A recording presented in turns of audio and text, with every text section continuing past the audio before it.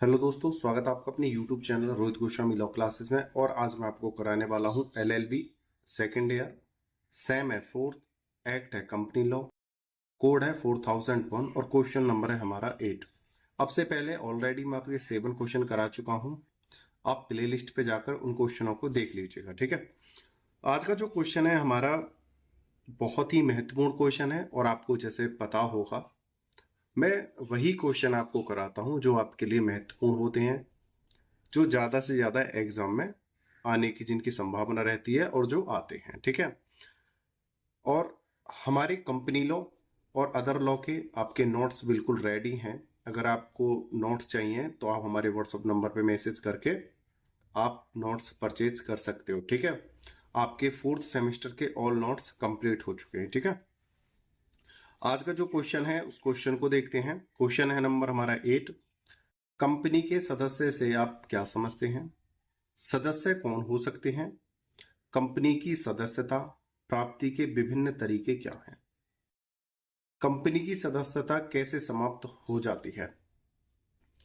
Company क्या है? Company के सदस्यता कैसे प्राप्त की जाती है और सदस्यता कैसे समाप्त होती है? ये क्वेश्चन ने हमसे डिमांड की है। अब क्वेश्चन के आंसर वर्क की तरफ चलते हैं। अब चलते हैं अपने आंसर की तरफ, उत्तर को देखते हैं।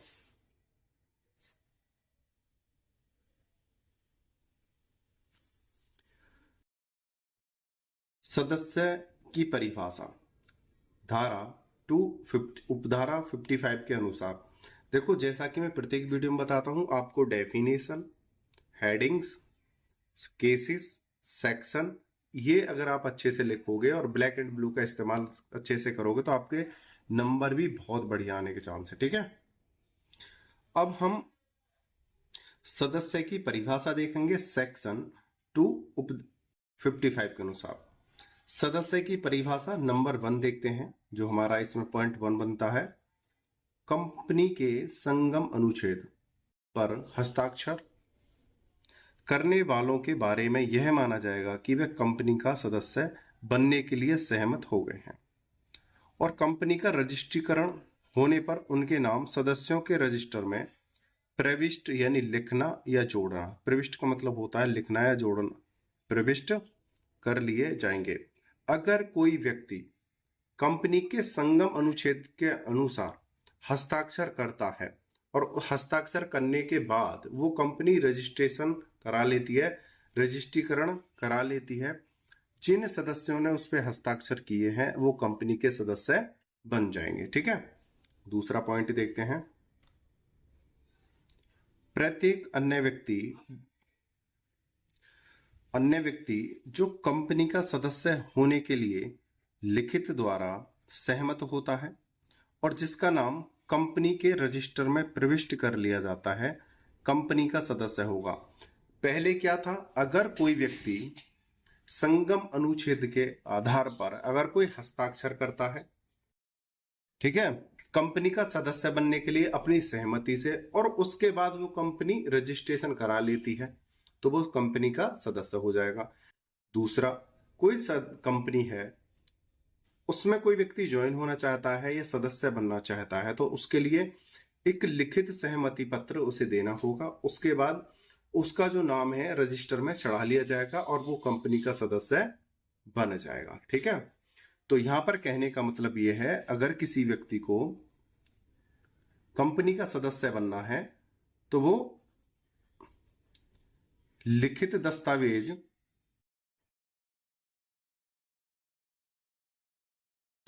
पर हस्ताक्षर द्वारा बन सकता है, ठीक है। दूसरी, और उसकी क्या होनी चाहिए, स्वयं की स्वीकृति होनी चाहिए। उस आधार पर वो कंपनी का सदस्य बन जाएगा और हस्ताक्षर करने के बाद और स्वयं की स्वीकृति के बाद कंपनी का रजिस्ट्रेशन हो जाता है तो वो सदस्य कंपनी का सदस्य बन जाएगा, ठीक है। आगे चलते हैं। इसमें एक केस है, केस नंबर 1 है राम किशन बनाम कंवर पेपर। ये अंकी बिंदी है, कंवर पेपर प्राली 1990, ठीक है। इसमें न्यायालय ने कहा कि याचिकाकर्ता का नाम कंपनी के सदस्य रजिस्टर से हटा दिया जाए क्योंकि उसने इसके लिए लिखित सहमति नहीं दी थी। अगर कोई व्यक्ति अपना नाम रजिस्टर में लिखवा लेता है, ठीक है भाई, कंपनी बन रही है, यहाँ पे सब व्यक्तियों के नाम लिखे गए, तो यहाँ पे सभी ने अपने अपने नाम लिखवा लिए कि भाई सही है, कोई नहीं। लेकिन इनमें से लिखे गए 10 व्यक्तियों के नाम, लेकिन 10 में से 8 व्यक्तियों ने लिखित सहमति दी, लिखित दस्तावेज पे हस्ताक्षर करके सहमति दी, और 2 लोगों ने नाम तो लिखवाया लेकिन लिखित सहमति नहीं दी, ठीक है। तो न्यायालय क्या कहता है, ऐसे व्यक्तियों को रजिस्टर से हटा देना चाहिए जिन्होंने लिखित सहमति नहीं दी है और जिन्होंने हस्ताक्षर नहीं किए हैं, वो कंपनी के रजिस्टर से हटा दिए जाएंगे, यानी कि कंपनी के नाम से हटा दिए जाएंगे, ठीक है। ये किस में बोला था, रामकिशन बनाम कंबर पेपर में बोला था, ये केस था, ठीक है। आगे चलते हैं अपने आंसर की तरफ। सदस्य बनने का ढंग, कोई व्यक्ति किन आधारों पर कंपनी का सदस्य बन सकता है, वो तो एक मोटा मोटी क्या थी, सेक्शन का मोटा मोटी एक अर्थ था। अब हम डीपली थोड़ा पढ़ते हैं, सही है। आगे देखते हैं किस आधार पर बन सकता है। नंबर 1, संगम ज्ञापन पर हस्ताक्षर द्वारा, हस्ताक्षर सेक्शन 255I, ठीक है, ये पूरा आपका सेक्शन है, ठीक है। सेक्शन को अच्छे से याद करके अगर आप लिखते हो तो आपके नंबर भी बहुत ही अच्छे आएंगे, ठीक है। तो संगम ज्ञापन पर हस्ताक्षर द्वारा मतलब सहमति द्वारा, जो सहमति पत्र है संगम ज्ञापन जो हम जमा करेंगे कंपनी में, उस पर अगर हम हस्ताक्षर करते हैं उसके द्वारा। संगम ज्ञापन पर हस्ताक्षर करने वाले व्यक्ति के बारे में धारणा की जाती है कि उन्होंने सदस्य बनने का, पेज नंबर 2 पे देखते हैं, सदस्य बनने का अनुबंध किया है, यानी जुड़ने या संबंध बनाने के लिए अनुबंध किया है, और कंपनी के रजिस्ट्रीकृत होते ही उनका नाम सदस्यों के रजिस्टर पर चढ़ा लिया जाएगा, चढ़ा लिया जाएगा। अगर किसी व्यक्ति ने सहमति द्वारा ज्ञापन पर हस्ताक्षर करे हैं और कंपनी का रजिस्ट्रेशन हो जाता है तो वो कंपनी का सदस्य बन जाएगा, ठीक है। आगे चलते हैं। दूसरा कौन सा तरीका है जिससे कंपनी का सदस्य बना जा सकता है, आवंटन। आवंटन का मतलब होता है हिस्से द्वारा। कोई भी व्यक्ति हिस्से द्वारा कंपनी का सदस्य बन सकता है। आवंटन यानी हिस्सा। कोई भी व्यक्ति कंपनी में अपना हिस्सा लगाकर कंपनी का सदस्य बन सकता है। ये तो एक आम बात है, हम कोई व्यापार कर रहे हैं, अगर उसमें कोई हिस्सेदार बनना चाहता है तो कुछ हिस्सा देकर हिस्सेदार बन सकता है, यानी सदस्य बन सकता है। तीसरा है अंतरण द्वारा। अंतरण का मतलब होता है बदलना। ए है कंपनी का सदस्य है, ये क्या है, कंपनी का क्या है, सदस्य है। अब ए का जो मन है वो कंपनी से हट गया है, या वो ऋणी हो गया है, कर्ज के नीचे दब गया है। कौन, ए। भाई बहुत सारी पोजीशन बन सकती है ना, ऋण में दब गया हो, या उसका मन हट गया हो, या किसी अन्य कारण से वो अपने अंशों को, अपने हिस्से को छोड़ना चाह रहा है। इसके अंश बी द्वारा खरीद लिए जाएं या अंतरण हो जाएं, बदले में चले जाएं उसके पास, ठीक है। शायद हो सकता है ए के ऊपर बी का ऋण आ रहा हो तो अपने अंश उसने अपना अधिकार बी को दे दिया हो, यानी कि बदले द्वारा। अंतरण मतलब होता है बदला, बदले के द्वारा, ठीक है। अंतरण द्वारा कोई भी व्यक्ति कंपनी के अंश खुले बाजार में खरीदकर तथा अपना नाम अंशधारकों के रजिस्टर पर चढ़ाकर अंशधारक बन जाता है। यहाँ पे क्या बोला है, खुले बाजार में खरीद कर। भाई ए किसी कारण से ऋणी है या अपने मन से बेचना चाहता है या कोई अन्य कारण है, और बी उसे खरीदना चाहता है, या ये बी का ही ऋणी है ए, तो इस आधार पर अंतरण द्वारा भी व्यक्ति सदस्य बन सकता है, ठीक है। चौथा, संचरण द्वारा। किसी सदस्य की मृत्यु पर उसके उत्तराधिकारी अपना नाम कंपनी के रजिस्टर पर चढ़वा सकते हैं। अगर कोई व्यक्ति खत्म हो जाता है, उसकी मृत्यु हो जाती है, तो उसके जो पुत्र होते हैं, यानी उत्तराधिकारी पुत्र हो या कोई और सदस्य उसका उत्तराधिकार हो, तो वो मृत व्यक्ति के स्थान पर अपना नामांकन करा सकते हैं। इसे संचरण कहते हैं। ठीक है, अब आती है संचरण और अंतरण भिन्न भिन्न होते हैं। अब ये ना कहने लग जाना कि मृत व्यक्ति का अधिकार तो इधर चला गया या खरीद लिया किसी ने, वो अलग है। अंतरण अलग होता है और संचरण अलग होता है। ठीक है, इस बात को भी याद रख लेना। अंतरण में दोनों जीवित व्यक्ति होते हैं और एक दूसरे के अंशों को खरीदते हैं या बेचते हैं। ठीक है, या एक सदस्य अपने अधिकार को दूसरे व्यक्ति को दे देता है। और संचरण में व्यक्ति की मृत्यु हो जाती है, तब उसके अंशों को लिया जाता है। ठीक है, आगे चलते हैं। सदस्य कौन हो सकता है, बहुत महत्वपूर्ण बात है यहाँ पे। ये 5 नंबर में भी आ जाता है, 10 नंबर में भी आ जाता है। कंपनी का सदस्य कौन हो सकता है, ये आ सकता है क्वेश्चन आपका। कोई भी ऐसा व्यक्ति कंपनी का सदस्य हो सकता है जो संविदा करने के लिए सक्षम है।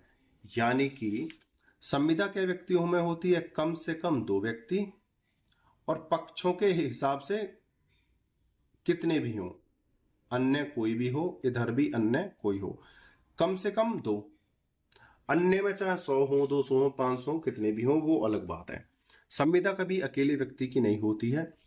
अब यहाँ पे क्या बोला है, व्यक्ति वही कंपनी का सदस्य बन सकता है जो सक्षम हो। सक्षम यानी कि जो संविदा हो रही है, कॉन्ट्रैक्ट यानी करार हो रहा है, उसको उसे समझने की क्या हो, पूर्ण शक्ति हो कि भाई मैं कौन सा व्यापार कर रहा हूं, किससे कर रहा हूं, इस प्रकार की उसे पूरी जानकारी हो। ठीक है, आगे चलते हैं।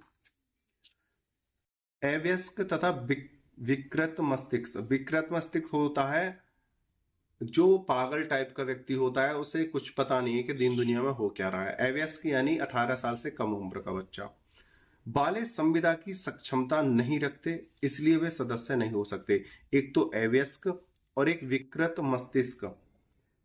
18 वर्ष से कम उम्र का बच्चा और पागल व्यक्ति कंपनी के सदस्य नहीं हो सकते। ठीक है, यह सदस्य नहीं हो सकते। आगे चलते हैं। आंगल विधि के अनुसार कोई अवयस्क कंपनी का सदस्य तो बन सकता है भाई विभिन्न परिस्थितियों में। देखो, अगर आपने टॉट पढ़ा होगा, आपने कॉन्ट्रैक्ट पढ़ा होगा, तो आपने वहां पे देखा होगा कि कुछ परिस्थिति ऐसी आती हैं कि भाई कंपनी का कोई भी उत्तराधिकार नहीं है, और कोई है तो वो 18 वर्ष से कम उम्र का है, उसके घर में सब खत्म हो गए हैं, कोई देखभाल करने वाला नहीं है और किसी पे विश्वास नहीं है, तब उस व्यक्ति को उत्तराधिकार के तौर पर सदस्य बना दिया जाता है अवयस्क को। और भी बहुत सारे कारण हो सकते हैं और मैंने कराए भी हैं, आपने पढ़े भी होंगे। अब हमारा उद्देश्य है इसे समझने का। कोई अवयस्क कंपनी का सदस्य तो बन सकता है, परंतु उसके द्वारा की गई संविदा उसके विकल्प पर विखंडनीय होती है। भाई संविदा तो कर लेगा, लेकिन उसके विकल्प पे विखंडनीय होती है। वयस्क होने पर उचित समय के अंदर भी वह संविदा का विखंडन कर सकता है। पहले तो क्या बोला है कि जो अवयस्क व्यक्ति है संविदा कर तो सकता है, लेकिन अगर कोई ऐसी परिस्थिति आ जाती है अवयस्क व्यक्ति को उसे तोड़ना चाहे, विखंडन यानी तोड़ना चाहे, विखंडन करना चाहे, तो वो उस संविदा को तोड़ सकता है। कब? अवयस्क की उम्र में।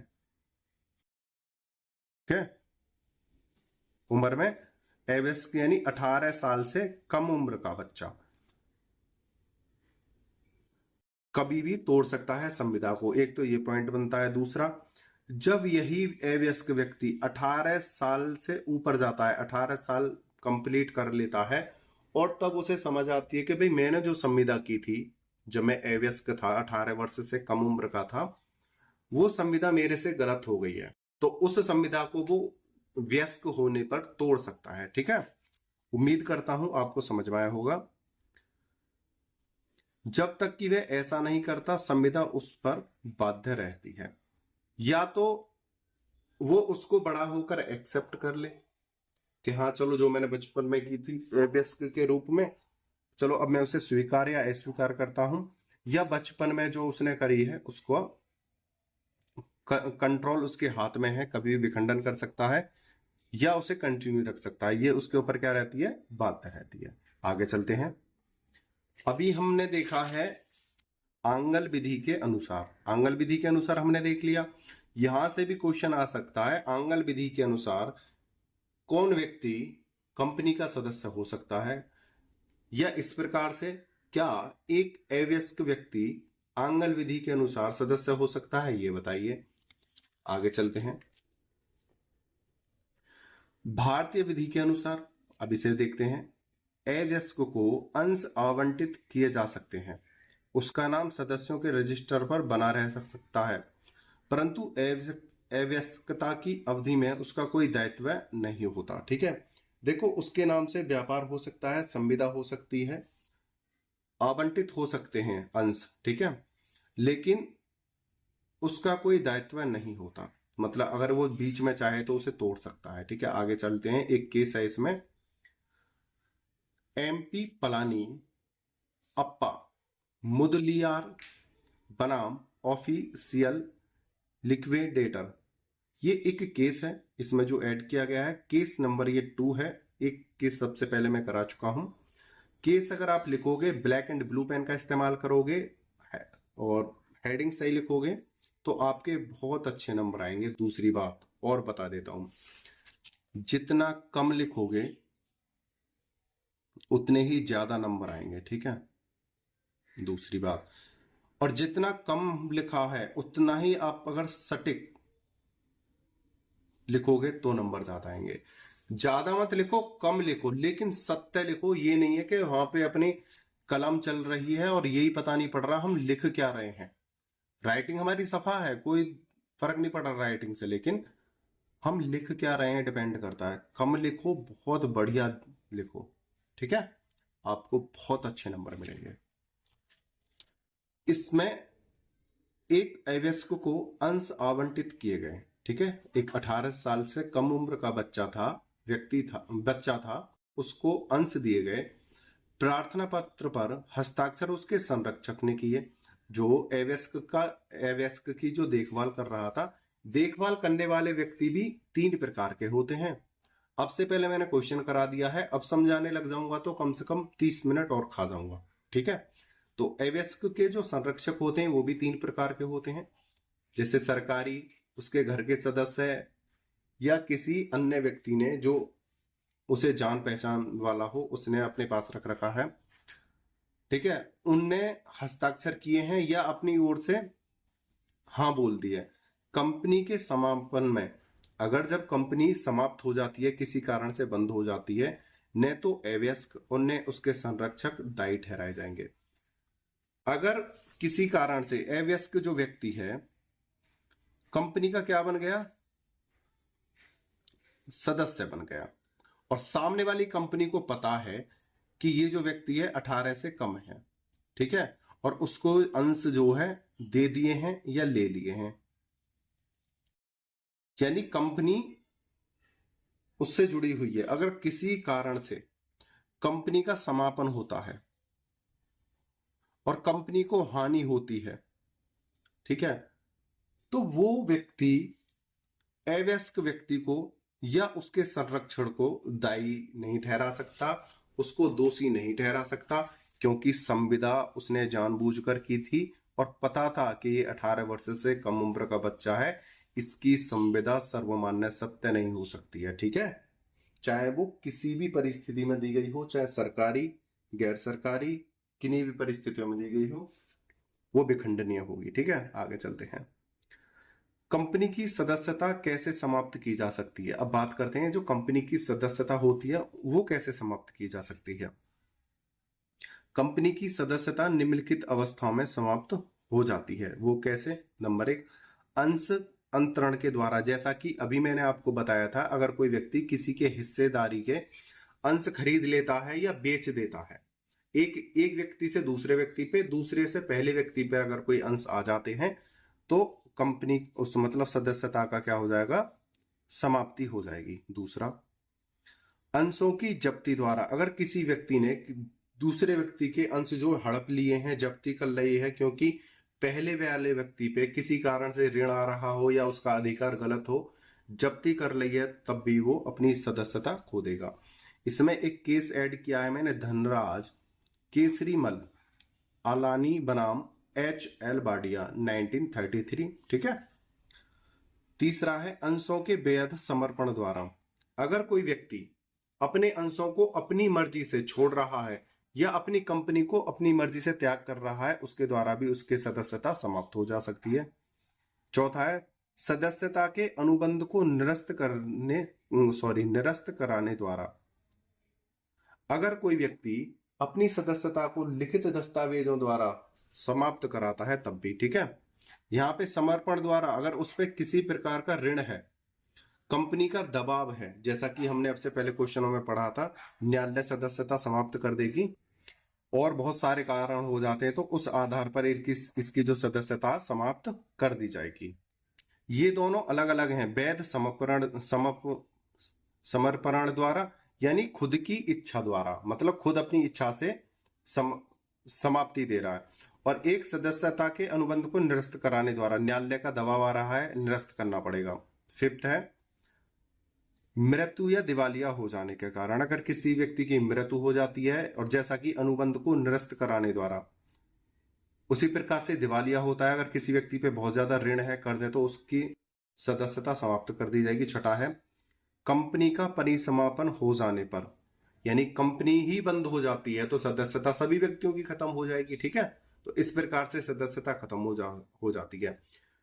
ये जो पॉइंट है, आपने 6 पॉइंट जो देखे हैं, इनको अपने शब्दों में आप इनकी हेडिंग्स डालना और इनको अपने बड़े शब्दों में 3-3, 4-4 लाइन के अगर लिखना चाहो तो लिख सकते हो, या यहां से कोई पॉइंट आपका शॉर्ट, वेरी शॉर्ट में आ जाता है तो वहां पे अपने पॉइंट बना के लिख सकते हो। ठीक है। जब आप 15-16 वीडियो देखोगे, उम्मीद तो यही है कि 14-15 या 15-16 वीडियो में आपका कवर करा दूं। जब टोटल वीडियो देख लोगे तो आपको सारी चीजें कंफर्म हो जाएंगी है क्या इस सब्जेक्ट में, और ऐसे कहीं से हेडिंग आएगी तो आप अपने शब्दों में भाव से बना सकते हो। ठीक है। उम्मीद करता हूं यह क्वेश्चन आपको अच्छे से समझ में आया होगा। आपने वीडियो को अंत तक देखा, मुझे अच्छे से सुना, उसके लिए धन्यवाद। टेक केयर, बाय बाय, जय हिंद, जय भारत।